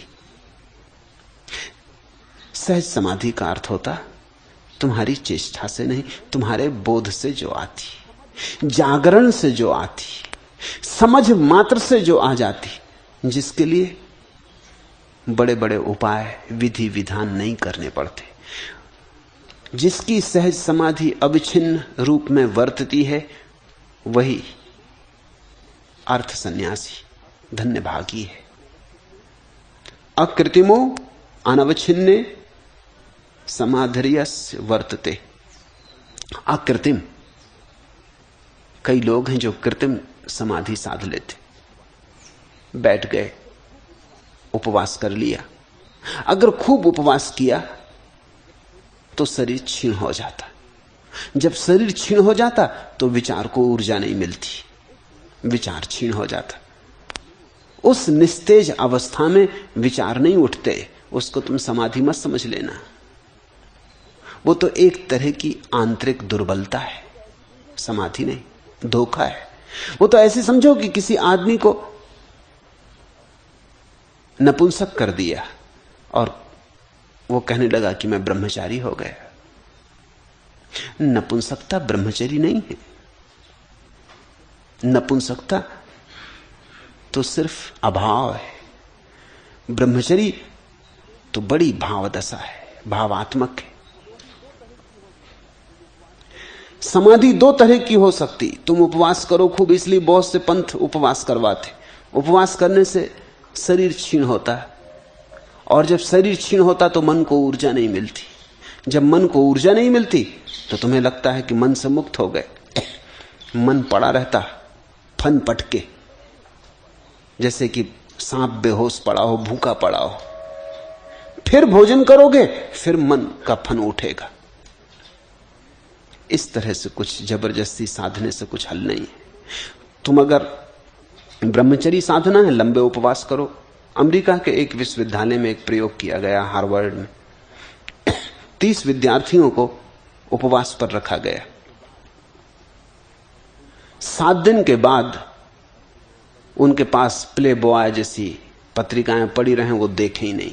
नग्न स्त्रियां, सुंदर स्त्रियों के चित्र वो बिल्कुल ना देखें। उनका रस ही जाता रहा। जब शरीर ही क्षीण होने लगा तो वासना को ऊर्जा कहां से मिले। 2 सप्ताह बीतते बीतते उनका बिल्कुल रस ना रहा। 3 सप्ताह बीतते बीतते तो वो बिल्कुल नीरस हो गए। उनसे कितना ही पूछा जाए कि स्त्रियों के संबंध में कुछ विचार, वो कहते कुछ नहीं। भोजन दिया 4थे सप्ताह के बाद, बस भोजन के आते ही सारी ऊर्जा वापस आ गई। वो जो फन मार के पड़ गए थे विचार, फिर उठाए। फिर वासना, फिर स्त्रियों के नग्न चित्रों में रस आने लगा। फिर बातचीत रसपूर्ण होने लगी। इस प्रयोग ने बड़ी महत्वपूर्ण बात सिद्ध की। शरीर को शक्ति न मिले तो मन को शक्ति नहीं मिलती। शरीर से ही मन को शक्ति मिलती है। शक्ति शून्य हो जाने का नाम मुक्ति नहीं है। मुक्ति तो महाशक्ति में घटती। इसलिए सहज समाधि पर मेरा भी जोर है। खाते पीते सहज स्वस्थ समाधि घटे तभी उसका कोई मूल्य है। जबरदस्ती घटा ली, वो कृत्रिम है, वो कागज के फूल हैं, असली फूल नहीं। उन पर भरोसा मत करना, वे काम नहीं आएंगे।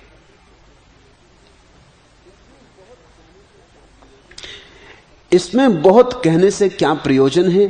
तत्वज्ञ महाशय भोग और मोक्ष दोनों में निराकांक्षी, सदा और सर्वत्र राग रहित है। बहुनात्र कि मुक्तेन ज्ञात तत्वो महाशया, भोग मोक्ष निराकांक्षी, सदा सर्वत्र नीरसा। अष्टावक्र इतना कहे और अब कहते हैं कि इसमें बहुत कहने से क्या प्रयोजन। इसका मजा समझो। इतना कहे, कहते जा रहे हैं और कहते हैं कि इतना बहुत कहने से क्या प्रयोजन। उसका कारण है, कितना ही कहो कम ही रहता है।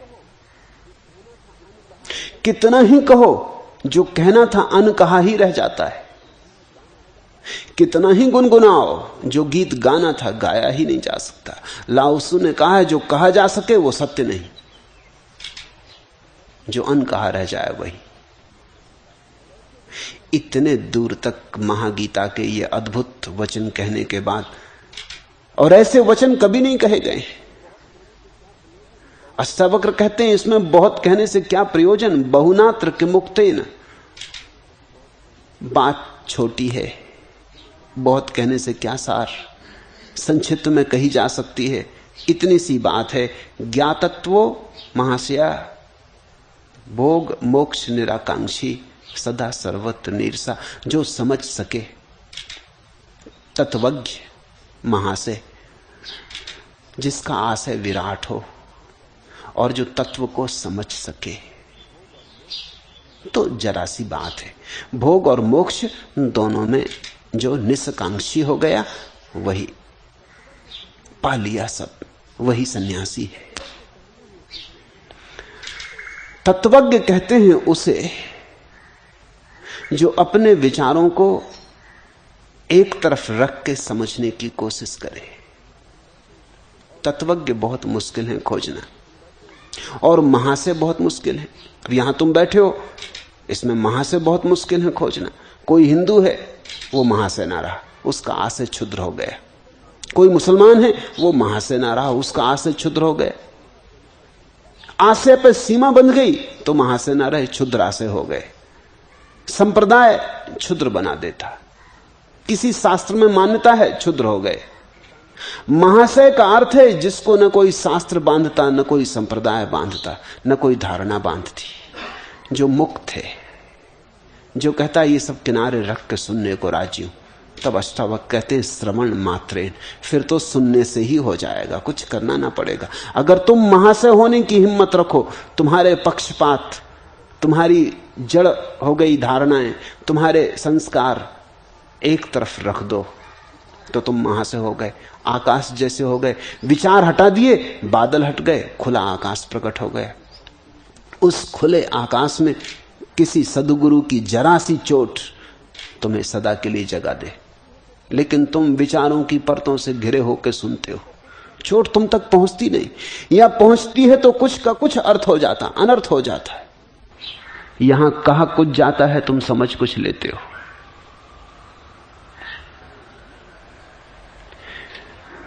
मैंने सुना है महाराष्ट्र के एक अपूर्व संत हुए एकनाथ, एक आदमी उनके पास बार बार आता था, खोजी था, कहता कि प्रभु कुछ ज्ञान दे। 1000 बार उसे समझा चुके थे, मगर वो कुछ उसकी समझ में आता भी ना था। वो फिर आ जाता कि प्रभु कुछ ज्ञान दे, जीवन निष्पाप कैसे हो। एक दिन सुबह सुबह आया, एकनाथ से कहने लगा आप कुछ तो समझाएं कि जीवन निष्पाप कैसे हो। उन्होंने कहा मैं तुझे रोज समझाता, तेरी समझ में नहीं आता, तो मैं क्या करूं। वो आदमी कहने लगा कि आप कैसे निष्पाप हुए ये बता दो, तो उसी रास्ते में भी चलूं। एकनाथ ने कहा कि ठहर, अचानक मेरी नजर तेरे हाथ पर पड़ गई, तेरी उम्र की रेखा कट गई। ये बात तो पीछे हो लेगी, इसकी तो कुछ जल्दी भी नहीं है, ये तो तू जन्म भर से कर रहा है, मगर ये मैं तुझे बता दूं कहीं भूल ना जाऊं, 7 दिन में तू मर जाएगा, तेरी उम्र की रेखा कट गई। अब जब एकनाथ किसी को कहें कि 7 दिन में तू मर जाएगा तो अविश्वास करना तो मुश्किल, और सब बातों पर चाहे अविश्वास कर लिया हो, मगर इस पे तो कौन अविश्वास करे। एकनाथ जैसा निष्प्रह व्यक्ति कहेगा तो ठीक ही कहेगा। वो तो आदमी घबरा गया, उसके तो हाथ पैर कब गए, वो तो उठ के खड़ा हो गया। एकनाथ ने कहा कहां चले, बैठो, तुम्हारा प्रश्न तो अभी उत्तर दिए ही नहीं कि मैं कैसे निष्पाप हुआ। उसने कहा महाराज अब तुम समझो निष्पाप कैसे हुए। इधर मौत आ रही, सत्संग की किसको पड़ी, अब कभी फुर्सत मिली तो आएंगे फिर। एकनाथ ने हाथ पकड़ा कि भागे कहां जाते। वो बोला कि छोड़ो भी जी, इधर बाल बच्चों को देखूं, इंतजाम करूं, 7 दिन कहते हो कि 7 दिन में मर जाऊंगा। वो तो भागा, अभी आया था तो अकड़ से भरा था, उसके पैर की चाल देखने जैसी थी। अब गया तो कपने लगा, उन्हीं सीढ़ियों से उतरा मंदिर की, लेकिन सहारा लेके उतरा। घर जाया गया तो बिस्तर पर लग गया।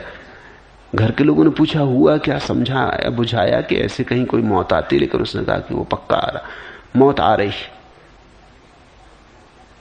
ऐसा इंतजाम कर लो, ऐसा इंतजाम कर लो। सब करके वो अपने बिस्तर पर पड़ रहा।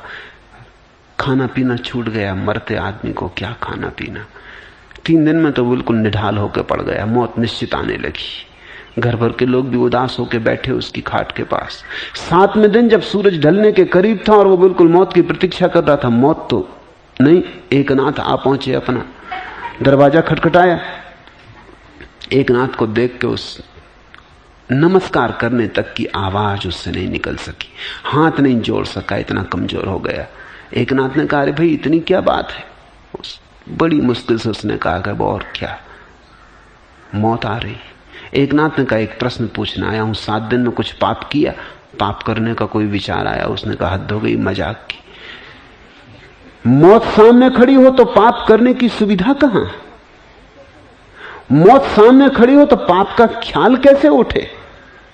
एकनाथ ने कहा, उठ, तेरी मौत अभी आई नहीं, रेखा तेरी काफी लंबी। ये तो मैंने तेरे को सिर्फ तेरे उत्तर, तेरे प्रश्न का जवाब दिया है, और तो तू समझता ही नहीं था। तेरे तो सिर पे खूब जोर से डंडा मारे तो ही शायद तेरी समझ में आया कि हम निष्पाप कैसे। मौत सामने खड़ी, जहां जीवन क्षण क्षण बीता जाता हो, जहां समय चुकता जाता हो, वहां कैसा पाप? जहां मौत सब छीन लेगी, वहां कैसा इकट्ठा करना? जहां मौत सब पहुंच देगी, वहां कैसे सपने संजोने? जहां मौत आके सब नष्ट कर देगी, वहां क्या बनाना? लेकिन एकनाथ ने उससे कहा कि तुझे लाख समझाया, तेरी समझ में ना आया। यही समझाता था सब, लेकिन जब तक तुझे जोर से चोट न मारी गई, तब तक तेरी बुद्धि में प्रविष्ट ना हुआ।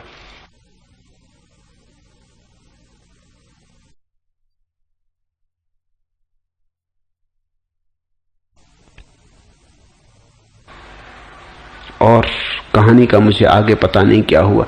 जहां तक मैं समझता हूं, वो आदमी उठ के बैठ गया होगा। उसने कहा कि छोड़ो, अगर अभी मरना नहीं है तो महाराज तुम अपने घर जाओ, हमें अपना संसार देखने दो। कहानी का मुझे आगे पता नहीं, कहानी आगे लिखी नहीं है, शायद इसलिए नहीं लिखी है क्योंकि मौत की चोट में अगर थोड़ा सा उसको समझ भी आई होगी तो मौत की चोट के हटते ही समझ भी हट गई होगी। वो चोट भी तो जबरदस्ती हो गई ना, आयोजित हो गई। मौत उसे दिखाई थोड़ी पड़ी है, मान ली है। मानने में घबरा गया।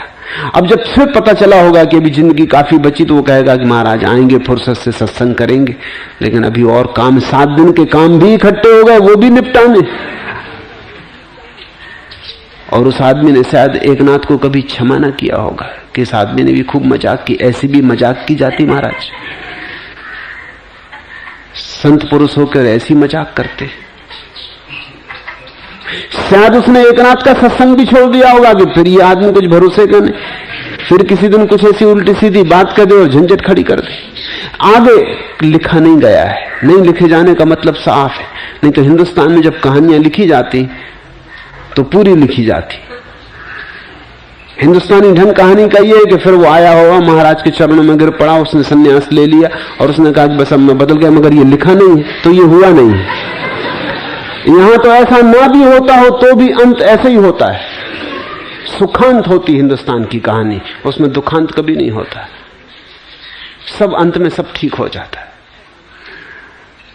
दुर्जन सज्जन बन जाते, असाधु साधु बन जाते, संसारी मोक्षगामी हो जाते, सब अंत में ठीक हो जाता है। मरते मरते तक हम कहानी को ठीक कर लेते। कहानियां हैं कि मर रहा है कोई,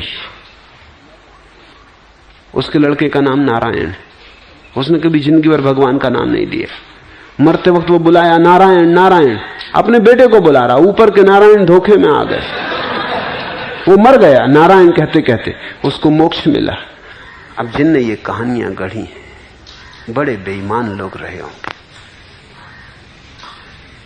तुम ईश्वर को धोखा देते ऐसे, और ईश्वर धोखा खाता, तो ईश्वर तुमसे गया बीता हो गया। वो अपने बेटे को बुला रहा है, ऊपर के नारायण समझे मुझे बुला रहा है। सोचा है कि चलो बेचारा जिंदगी भर नहीं बुलाया, आप तो बुला लिया।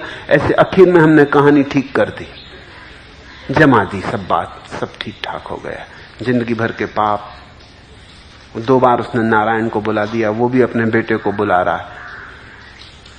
शायद लोग अपने बेटों के नाम इसलिए भगवान के रखते, नारायण, विष्णु, कृष्ण, राम, खुदा बख्श, इस तरह के नाम रख लेते हैं। तो चलो इसी बहाने मरते वक्त खुदा बख्श को ही बुला रहे थे, उसी वक्त खुदा ने सुन लिया और मुक्ति हो गई। ऐसे झूठों से कुछ सार नहीं है। जहां तक मैं समझता हूं वो आदमी अगर तुम जैसा आदमी रहा होगा तो फिर कभी एकनाथ के पास न गया होगा। फिर उसने कहा झंझट मिट गई, यह आदमी धोखेबाज, उसने यही समझा होगा कि उसने धोखा किया, झूठ बोला। संत पुरुष कहीं झूठ बोलते? उसने ये समझा होगा। तत्वज्ञ का अर्थ होता है वही समझो जो समझाया जा रहा है, वही देखो जो दिखाई पड़ रहा है, बीच में अपने को मत डालो। इतनी छोटी सी बात है, मोक्ष और भोग दोनों में निराकांक्षी, सदा और सर्वत्र राग रहित, इतनी कुंजी है। महत्त्व आदि जो द्वैत जगत है और जो नाम मात्र को ही भिन्न है, उसका त्याग कर देने के बाद शुद्ध बोध वाले का क्या कर्तव्य शेष रह जाता है? महदादि जगत द्वैतम नाम मात्र ब्रजम्बितम विहाय शुद्ध बोधस्य किम कृत्यमव शिष्यते। ये जो चारों तरफ फैला हुआ जगत है, द्वंद्व का, द्वैत का, द्वि का, अनेकत्व का, ये जो चारों तरफ अनेक अनेक रूप फैले हुए, ये नाम मात्र को ही भिन्न है। जैसे सोने से ही कोई बहुत गहने बना ले, वे नाम मात्र को ही भिन्न है, सबके भीतर सोना है। ऐसे ही ये जो सारा इतना विराट जगत फैला हुआ है, ये सब नाम मात्र को ही भिन्न है, रूप मात्र में ही भिन्न है। नाम रूप का भेद है, मौलिक रूप से भिन्न नहीं है। विज्ञान भी इसकी गवाही देता। विज्ञान कहता सारा अस्तित्व बस विद्युत कणों से बना है, एक से ही बना है।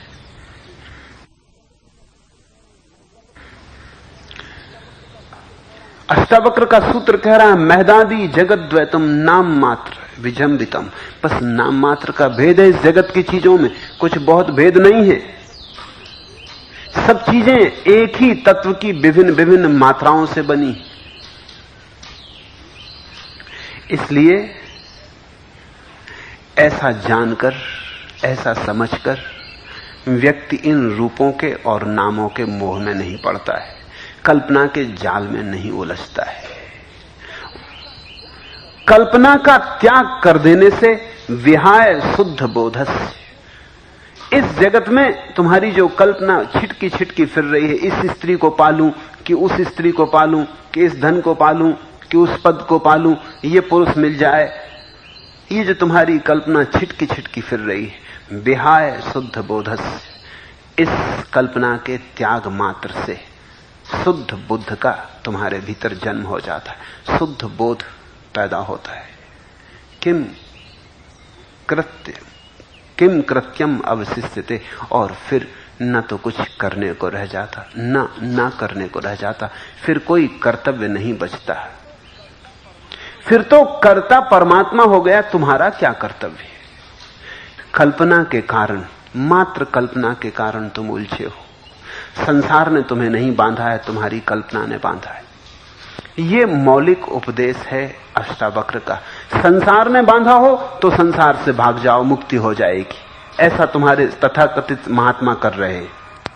संसार ने बांधा नहीं, बांधा कल्पना ने। कल्पना को गिरा दो, विहाय शुद्ध बोधस्य, इस कल्पना के गिरते ही शुद्ध बुद्धत्व का जन्म हो जाएगा।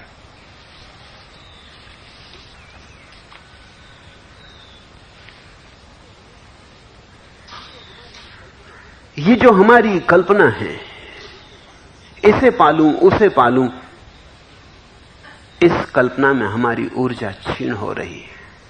हम पागल होकर दौड़ते, सब दिशाओं में दौड़ रहे हैं, दौड़ दौड़ में थके जा रहे हैं, आपाधापी में मिटे जा रहे हैं, चिंता ही चिंता, जरा भी विश्राम नहीं। ये कल्पना तुम्हारी क्षीण हो जाए, कल्पना ही, और कुछ छोड़ना नहीं है।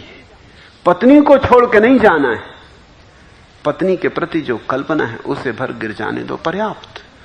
बेटे को छोड़ के नहीं जाना है।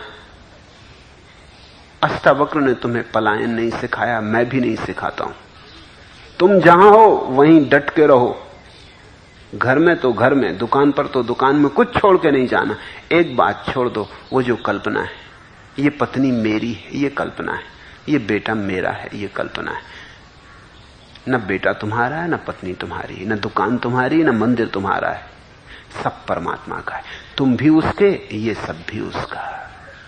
इस पर तुम व्यक्तिगत दावे छोड़ दो, अधिकार छोड़ दो, परिग्रह छोड़ दो। इस दावे के छूटते ही तुम्हारा अहंकार विसर्जित हो जाएगा, और तब जो शेष रह जाता है,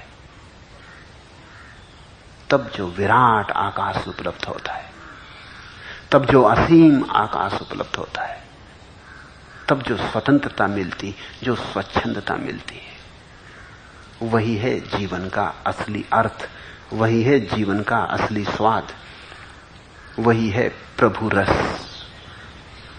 उस रसमयता को पाए बिना तुम भिखारी के भिखारी रहोगे। उस रस को पाओ, रसो वैसा, वह परमात्मा रस रूप है। लेकिन तुम अपनी कल्पना के जाल छोड़ो, तो उसकी रसधार बहे। फिर तुमसे कहता, तुम हो पत्थर चट्टान जिसके कारण झरना रुका है, तुम हटो। ये तुम्हारा अहंकार भी तुम्हारी कल्पना मात्र है नहीं कहीं। बोधि धर्म चीन गया तो चीन के सम्राट ने उससे कहा कि आपकी मैं प्रतीक्षा करता वर्षों से, अब आप आ गए, एक काम भर कर दें। ये मेरा अहंकार मुझे बहुत सताता है, इसी अहंकार के कारण मैंने ये साम्राज्य बनाया, लेकिन फिर भी ये इसकी कोई तृप्ति नहीं होती, ये भरता ही नहीं। इतना धन है फिर भी नहीं भरता, अभी भी धन की सोचता है। इतने बड़े महल हैं फिर भी नहीं भरता, अभी भी और बड़े महलों की सोचता है। इस अहंकार से मुझे छुड़ा दे। बोधि धर्म ने कहा, छुड़ा दूंगा, तू सुबह 3 बजे आ जा, अकेला आना, किसी को साथ लेके मत आना, और एक बात ख्याल रखना, अहंकार को लेके आना, इसको घर मत छोड़ाना। वो सम्राट डरा, ये क्या बात हुई? उसने बहुत से ज्ञानियों से कहा था, सबने उपदेश दिया था, किसी ने ये नहीं कहा था छुड़ा दूंगा। कोई कैसे छुड़ा देगा किसी को? ये आदमी पागल मालूम होता। फिर 3 बजे रात की क्या जरूरत, अभी क्या अड़चन है? और अकेले आना, और ये आदमी भयंकर मालूम पड़ता है। बोधि धर्म बड़ा जंगली ढंग का आदमी था, देख ले जोर से तो तुम्हारे प्राण कब जाएं, घबरा जाओ। तलवार की धार की तरह आदमी था। कहते हैं कभी जोर से चीख देता था तो लोगों के विचार बंद हो जाते थे।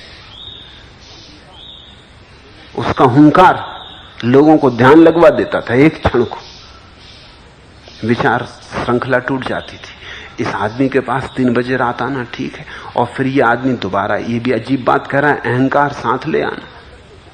और जब वो सीढ़ियां उतर के जाने लगा सम्राट, तो फिर डंडा ठोंक के बोधि धर्म ने कहा, देख भूलना मत, ठीक 3 बजे आ जाना, और अहंकार को साथ ले आना, घर मत रखाना, क्योंकि मैं उसे खत्म कर दूंगा आज। वो डरने लगा और रात सो नहीं सका, जाऊं न जाऊं, ये जाने के जैसी बात है कि नहीं। लेकिन आकर्षण भी पकड़ने लगा। इस आदमी की आंखों में बल भी कुछ था, इस आदमी की मौजूदगी में कुछ आकर्षण भी था, कोई प्रबल आकर्षण था। नहीं रोक सका, बहुत समझाया अपने को कि जाना ठीक नहीं, लेकिन खिंचा चला गया। 3 बजे पहुंच गया। पहली बात जो बोधि धर्म ने पूछी वो यही, अहंकार ले आया? तो सम्राट ने कहा, आप भी कैसी बातें करते हैं, अहंकार कोई चीज तो नहीं कि ले आऊं, ये तो मेरे भीतर है। उसने कहा, चलो इतना तो पक्का हुआ कि भीतर है, बाहर तो नहीं है। तो आधी दुनिया तो साफ हो गई, आधा काम तो हो चुका, बाहर नहीं है भीतर है। उसने कहा, भीतर है, आकर बैठ जा सामने और खोज भीतर कहां है, और मैं डंडा लिए बैठा हूं तेरे सामने। जैसे तुझे मिले इशारा कर देना कि पकड़ लिया, वहीं खत्म कर दूंगा।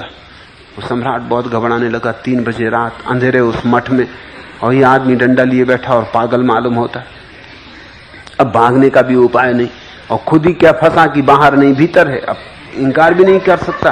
आंख बंद करके भीतर देखने लगा। भीतर जितना खोजा उतना ही पाया कि मिलता नहीं, जितना खोजा उतना ही पाया मिलता नहीं। सूरज उगने लगा, 3 घंटे बीत गए और उसके चेहरे पर अपूर्व आभा छा गई। हिलाया, उसने कहा कि अब उठ, मुझे दूसरे काम भी करने। मिला कि नहीं? सम्राट वो उसके चरणों में झुक गया और कहा, आपने मिटा दिया, मैं धन्यभागी कि आपके चरणों में आ गया। बहुत खोजा, खोजने से एक बात समझ में आ गई, न बाहर है न भीतर है ही नहीं, सिर्फ भ्रांति है, कल्पना है, मान रखा है। ये मैं सिर्फ एक मान्यता है, ये मैं ही संसार है। ये मैं का बीज ही फैल के संसार बनता है। ये मैं गिर जाए, ये कल्पना गिर जाए, विहाय शुद्ध बोधस्य, इसके छूट जाते ही शुद्ध संबोधि का जन्म हो जाता है। और तब न कुछ करने को बचता, न कुछ न करने को, करता ही नहीं बचता। मैं गया तो करता गया, और उस कर्ता शून्यता में प्रभु तुम्हारे भीतर बहता। तुम उपकरण हो जाते, निमित्त मात्र, बांस की पोली बांसुरी, वेणु बन जाते। वेणु बनो, समर्पण करो, कुछ और छोड़ना नहीं है। इस मैं की कल्पना को विसर्जित करो, इसे जाने दो। इसके जाते ही निस्तरस मानसा, तुम मन का निस्तरण कर गए। विभूत रूप है, इसके पार तुम्हारा साक्षी है। साक्षी रस है, रसो वैसा। आज इतना ही।